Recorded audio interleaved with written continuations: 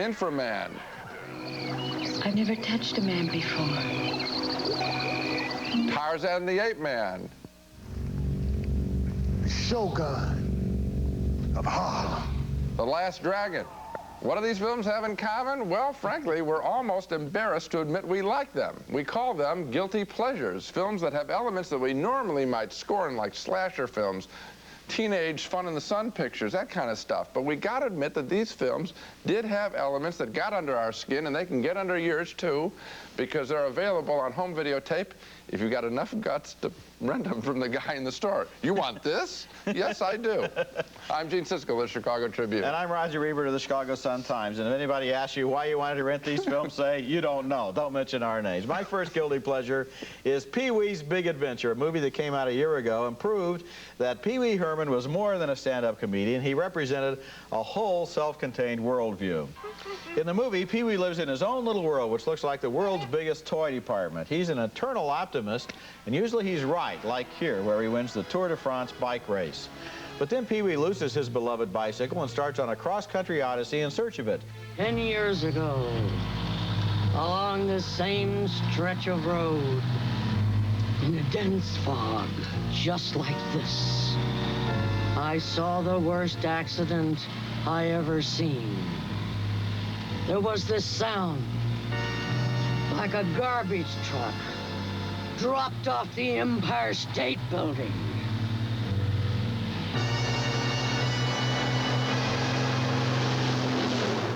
And when they finally pulled the driver's body from the twisted, burning wreck, it looked like this.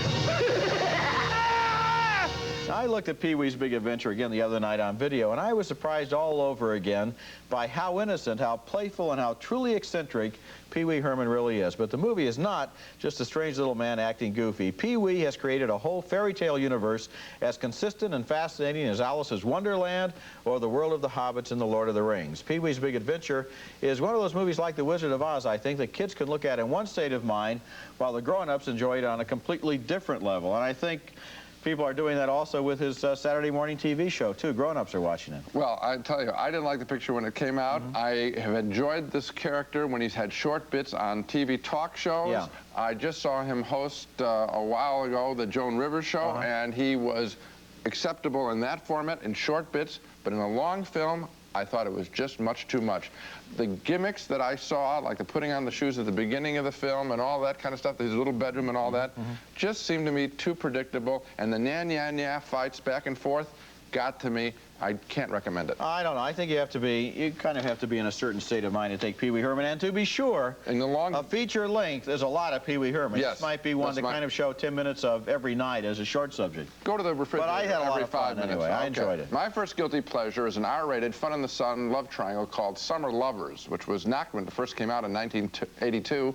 And frankly, I have to admit, I gave it a few shots, too. Daryl Hannah, the mermaid from Splash, and Peter Gallagher play a couple of young American lovers who take a summer vacation in the magnificent Greek islands. And while she is uptight about the nude beaches, he runs into a free-spirited young Frenchwoman who turns him on with her body and spirit. That's Valerie Knesson as the French woman, and she's quite appealing, as is Daryl Hannah, who gives a solid performance as a scared young kid who eventually decides to play along after resenting the other woman. I came here to simplify my life. Why?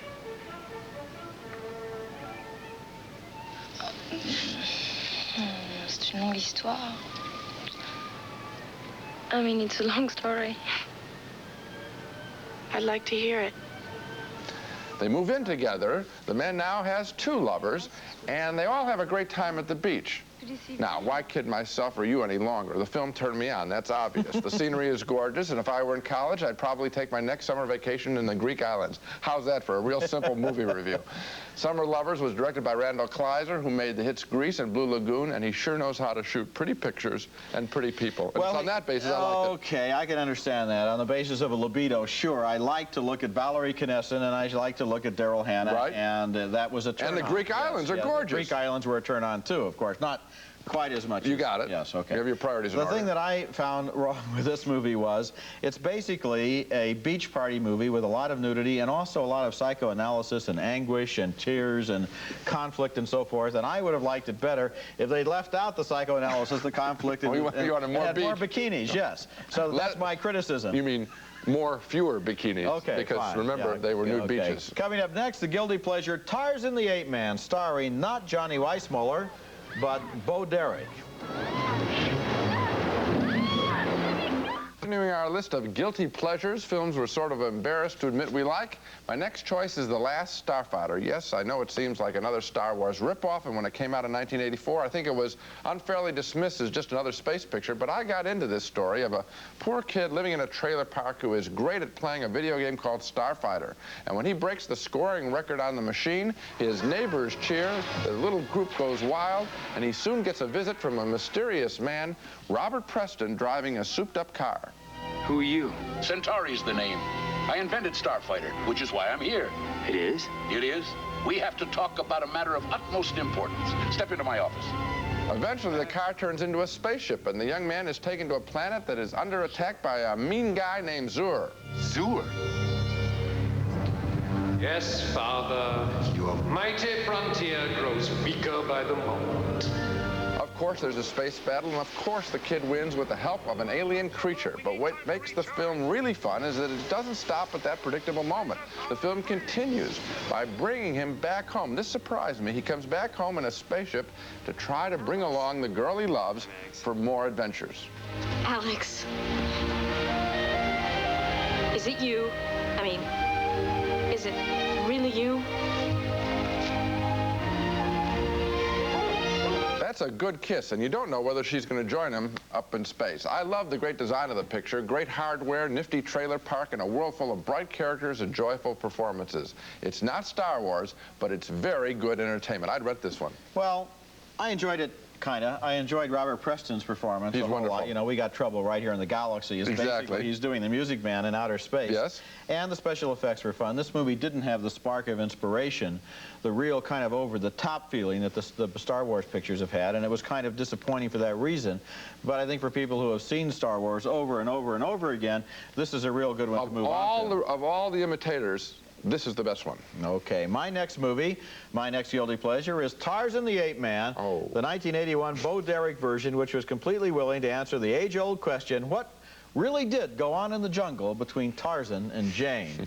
In the movie, Richard Harris plays an explorer who wants to capture the legendary ape-man and bring him back to civilization as a trophy. Bo Derek is Harris's daughter, and from the moment she first lays eyes on Tarzan, it's love at first sight.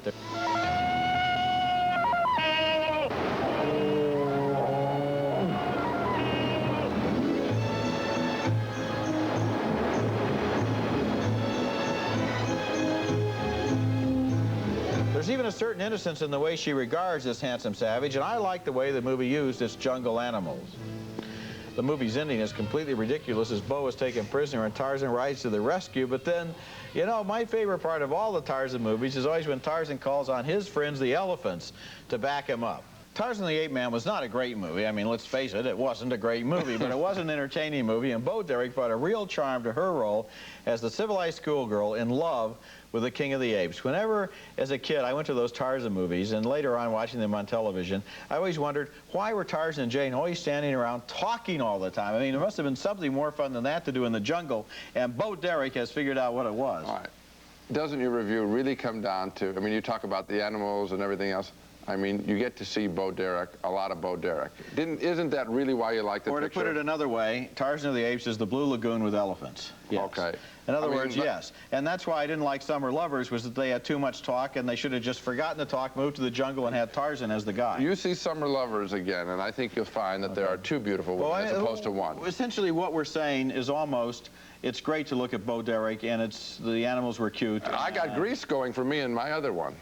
The islands of Greece in this. You got the jungle. I mean, we're not totally perverted. I mean, we like nature, too. Coming up next, a wild kung fu movie featuring a karate kid squaring off against comical mobsters, including a video game shop owner and a dude who calls himself the Shogun of Harlem. The Shogun is back on the scene, and the Shogun is the master.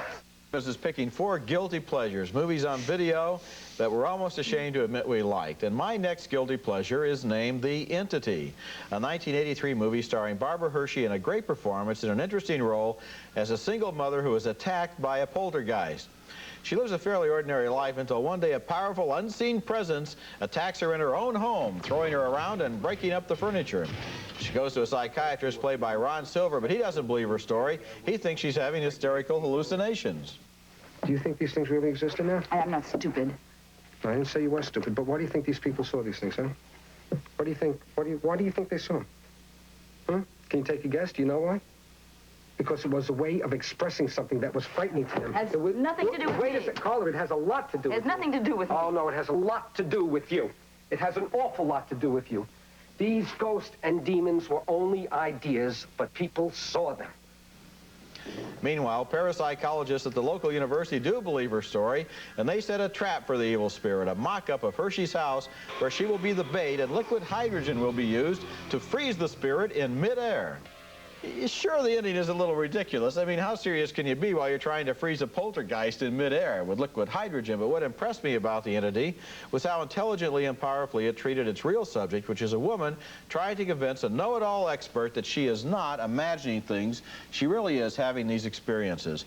After Barbara Hershey appeared in Hannah and Her Sisters, everybody said, gee, she's been a great actress all along. If they had looked at the performance in The Entity instead of just thinking of it as a horror movie, they might have figured that out a few years earlier. The only objection I had to the film was, and I think in your light reading about and talking about, people ought to know that we see her being raped, I mean, in her fantasy or whatever is going on, and she's thrown around quite brutally, and it is quite violent and it's R-rated and properly so. This is rough stuff early on in the picture. What is interesting to me about the film is the performance by this Ron Silver as the shrink, and her scenes with him play very real. I think if they had toned down some of the violence in the film, I think it would have been much more acceptable. Well, this film is not just an exploitation film. No, it is not. They really are trying to get into this conflict here between what the woman knows to be real. And in a way, if you want to look at it, the horror film symbolizes women themselves who have been assaulted and who can't get other people to believe they've really been assaulted. Often the male establishment won't believe them, and this is kind of taking that same theme and putting it into a horror film. I'm just saying the camera really lingers on those shots. Cut a little bit out of it, and you got a terrific film.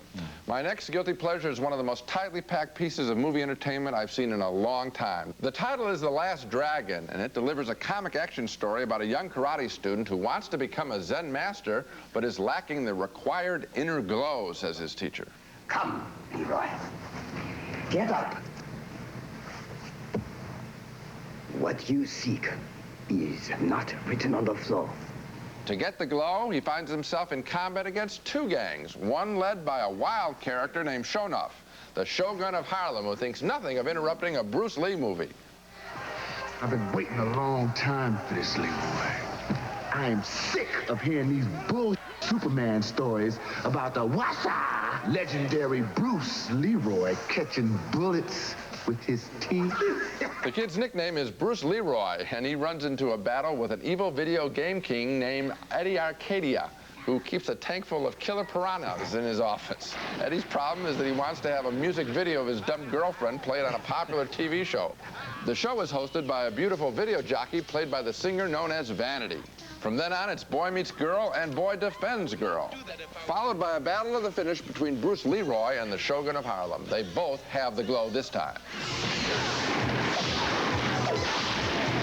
I'm a sucker for glowing fingers. Roger, I see glowing fingers in a movie, I tend to like the movie. You even liked E.T. for that reason, didn't you? Exactly. Right. I enjoyed the music, just one finger. That's how much I like it. In this one, you get 20. 20 times. 10, I think. No, 2 men, Roger. 2 men, 20. Can you imagine the ads? 20 times the entertainment value of E.T. I enjoyed the music in the film, the comedy. I enjoyed the actor known as Timac as Bruce Leroy, and Vanity is magical on the screen. A lot of people would never admit to liking a kung fu film, but this one has a sense of humor about itself and is solid entertainment. The Last Dragon. It was a big-budget movie. It was made by Barry Gordy out of Detroit, the Motown people, and Vanity is terrific in the movie. Yep. The problem I had with it were all of those gangsters, the Video King guys, the stereotype movie Italians that kept running in and just really basically destroying the entire pacing of the movie. But that's a small part. This film is jam-packed with entertainment. Not nearly small enough. Coming up next, the mutant men are in revolt and Prince's dragon mom is on the attack. Only Infra-Man can save the day.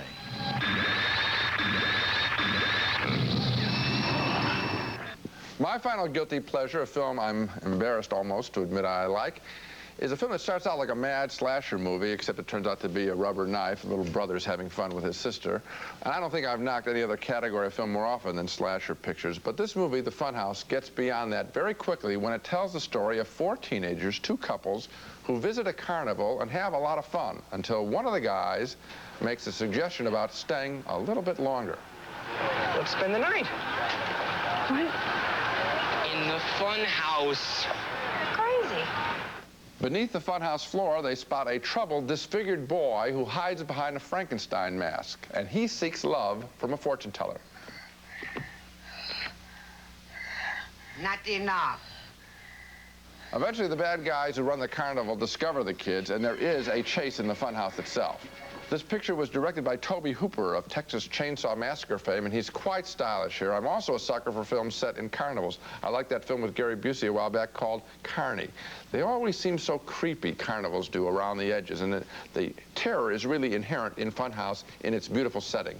Funhouse is rated R, and it's not for kids because the violence does get quite bold at the end, but I still like it. It's a worthy film, well directed. Of course, the irony about a lot of these R-rated films is that on video, and we might as well admit this, they are rented by kids, and they are seen by kids anyway. Yeah. And this one is not as extreme as The Entity, but it has. No. The thing about it is, though, it came out at the time when we had all the dead teenager movies, which essentially just consisted of a lot of teenagers being killed. Yes. This one was somebody who had a story that he wanted to make and a world he wanted to set it in, and that made it more interesting than most of them. And he also has a tragic killer at the end. That poor disfigured boy under the Frankenstein mask. I mean, we feel for the guy.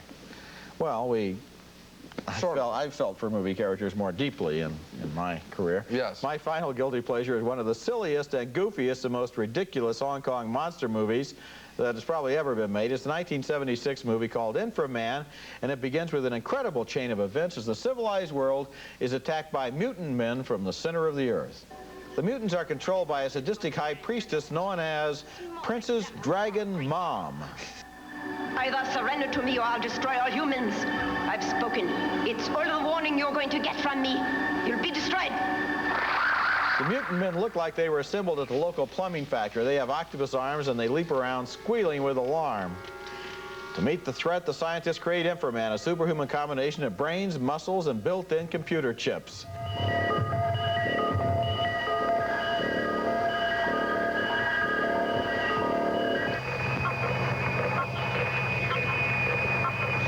Then it's a showdown for control of the Earth between Infra-Man and the mutant men, with Princess Dragon Mom calling the shots.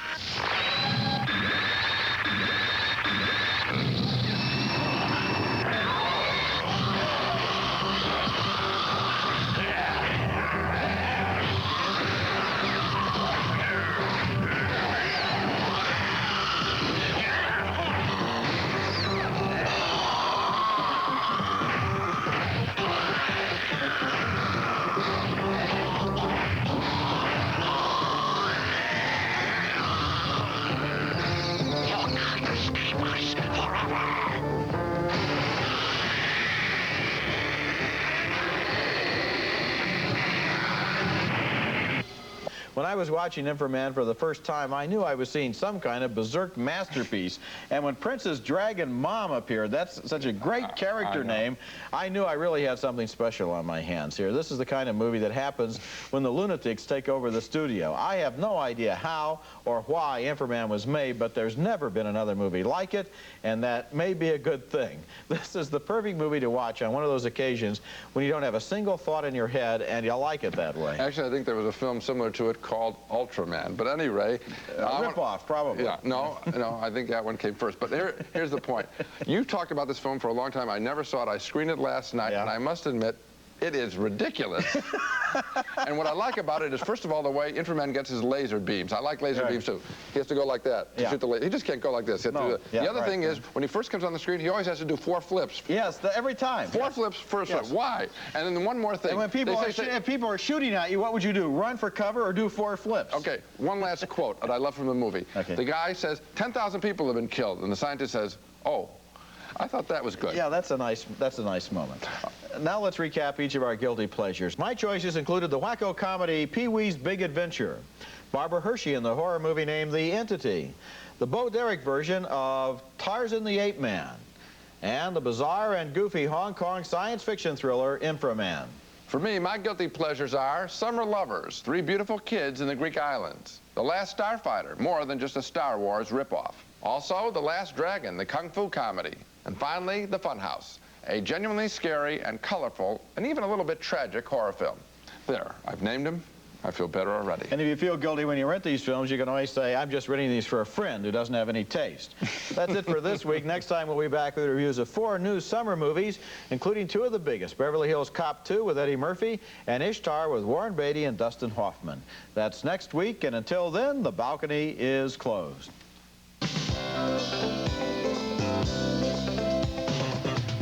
Raisinets and Goobers are playing everywhere, starring plump, juicy raisins and great golden peanuts. Both now feature creamy Nestle milk chocolate. Olive oil from Spain makes chicken, seafood, and vegetables taste fantastic and has no cholesterol. What a healthy idea. Olive oil from Spain. Fly free with finesse on American Airlines. Look for details and $1.50 in coupons in your May 17th Sunday paper. Nothing less than beautiful. Nothing less than finesse. New Glade Litter Fresh. Cat lovers will love the way new Litter Fresh works to eliminate litter box odors.